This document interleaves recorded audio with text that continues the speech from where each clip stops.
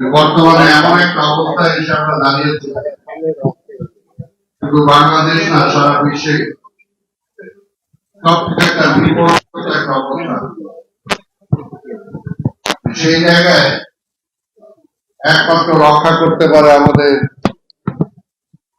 মহান সৃষ্টিকর্তা আল্লাহ রাব্বুল আলামিন। সেই কারণে আমরা যদি ধর্মের পথে সত্যিকার অর্থে কিছুটা সময় ব্যয় করি বা কিছুটা ধর্মীয় মূল্যবোধটা আমাদের মধ্যে জাগানোর চেষ্টা করি, তাহলে হয়তো আমাদের ইহকালটা যাই যাক, পরকালটা হয়তো কিছুটা ভালো করার সুযোগ আমাদের আছে এবং সেটা সম্ভব যদি আমরা এই কোরআনের পথে যে স্বাগত জানাতে পারি মানুষদেরকে, বিশেষ করে যুবক যারা আছে এখানে কোরআন তেলাওয়াত করলো, আমরা তাদেরকে যে শিক্ষাটা দিচ্ছি, এখানে আমাদের হুজুররা আছেন, ওনাদেরকে বলবো যে ওনারা যেমনি এই তেলাওয়াতে আরবি অর্থের বাংলা তর্জমাটা ওনারা যেভাবে বুঝেন, ঠিক আমাদের সবাইকে ছাত্রদেরকেও যদি সেভাবে বোঝানো যায়, তাহলে সত্যিকার অর্থে কিন্তু কোরআনের যে মর্ম কথা সেটা আমরা আরো উপলব্ধি করতে পারবো এবং সেই অনুযায়ী হয়তো আমাদের জীবন ধারাকে আমরা সেদিকে নিয়ে যেতে পারবো। আর বাংলাদেশে এখন যে অবস্থা,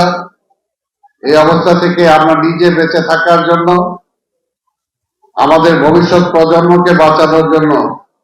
এটাকে আঁকড়ে ধরা ছাড়া কোনো বিকল্প নাই। তাই আমি শুধু এটাই বলবো যে ময়মনসিংহ যুব সমিতির এই উদ্যোগ আরো প্রসারিত হোক, আরো কার্যকর হোক